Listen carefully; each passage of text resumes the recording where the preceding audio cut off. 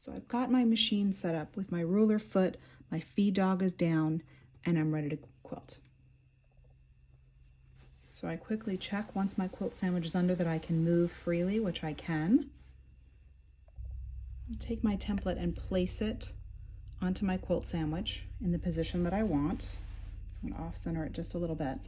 And then I'm going to put the template that I want to use right in the center. And I like to start from the top here, and then I'm going to put my presser foot down. I'm simply going to use the handles to hold while I stitch. I like to put my thumbs on the template, and then I simply use the template to push around and go back to my spot. Now, I always want to raise my needle before